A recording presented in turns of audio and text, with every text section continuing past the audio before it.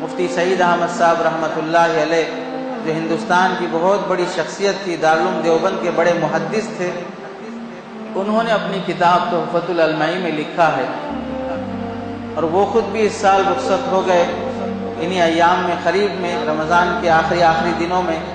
انہوں نے لکھا ہے، تھوڑا سوچو کہ اللہ تعالیٰ اس کثرت کے ساتھ علماء کو کیوں انتقال کرا رہا ہے، اتنے زیادہ علماء کیوں دنیا سے رخصت ہو رہے ہیں۔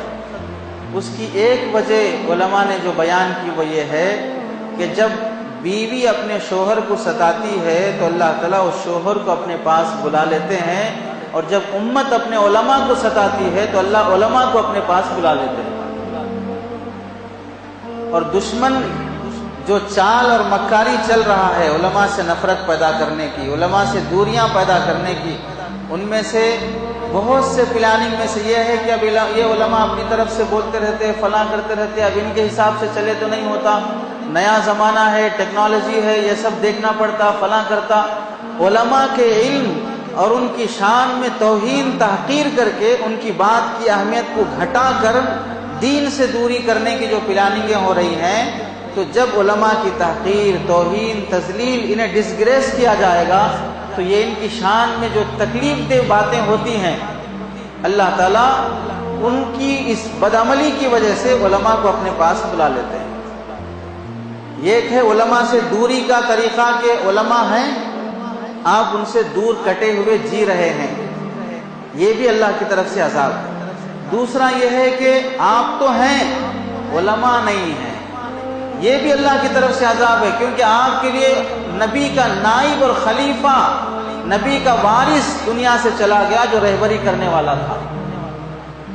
تو اس واسطے ہماری ہر دعا میں یہ کوشش ہونی چاہیے کہ اللہ علماء کا سایہ ہم پر ہمیشہ قائم رہے۔ حضرت امام احمد بن حنبل رحمۃ اللہ علیہ 10 لاکھ حدیثوں کے حافظ، انہیں کسی نے پوچھا 10 لاکھ حدیثیں آپ کو یاد ہیں، بڑے محدث، بڑے فقیہ، اتنا علم اللہ نے آپ کو کہاں سے دیا ہے؟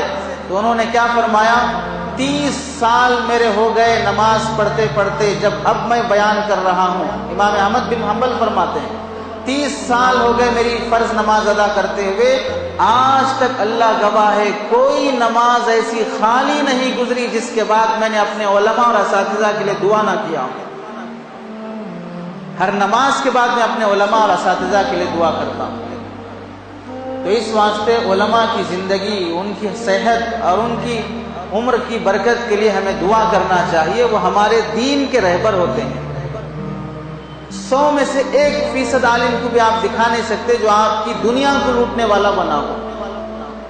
آپ جس عالم کو بھی دکھائیں گے وہ آپ کی دین کی رہبری کرنے والا ملے گا، دنیا کا لوٹنے والا نہیں ملے گا۔ اس واسطے علماء کے چلے جانے پر بہت غم افسوس کرنا چاہیے، اور ان کی صحت اور ان کی عمر درازی کے لیے دعائیں کرنا چاہیے، خواہ ہمیں ان سے کوئی لینا دینا نہ ہو، اگرچہ کہ یہ رویہ ٹھیک نہیں ہے، پھر بھی ان کا رہنا، ان کی زندگی رحمت کا باعث ہوتی ہے۔ حضرت لقمان علیہ السلام نے نصیحت فرمائی، بیٹا علماء کی صحبت میں بیٹھا کرو، اللہ جو رحمت ان پر نازل کرتے ہیں اس کا حصہ تمہیں بھی مل جائے گا۔ فاسقوں فاجروں کی صحبت سے بھاگا کرو، جو لعنت ان پر برستی ہے اس کا کچھ نہ کچھ حصہ تمہارے کھاتے میں بھی آئے گا۔ تو اس واسطے علماء کی شان میں کسی بھی طرح کی بے ادبی نہ ہو، گستاخی نہ ہو، بدتمیزی نہ ہو۔ حضرت تھانوی رحمۃ اللہ علیہ نے فرمایا، زندگی میں اگر کبھی ایک بار بھی کوئی آدمی جان بوجھ کر علماء کی شان میں بدتمیزی کر دے تو اللہ تعالیٰ اس کی نسل سے دین کا علم اٹھا لیتے ہیں۔ اب کبھی اس کی نسل میں کوئی عالم، کوئی حافظ، کوئی دیندار پیدا ہونے کا تصور ہی نہیں کر سکتا۔ یہ نبی کے نائب ہیں، یہ نبی کے خلفاء ہوتے ہیں، نبی کے وارث ہوتے ہیں۔ سچی توبہ کے بغیر اللہ تعالیٰ نسل کو دیندار بنائیں گے نہیں، جب اگر کوئی شخص علماء کی دین میں علماء کی شان میں بدتمیزی اور بے ادبی کے گستاخی کے ساتھ پیش آتا۔ اس واسطے ان کے لیے محبت، عقیدت، غلط باتیں ان کی شان میں کرنے سے بچنا چاہیے۔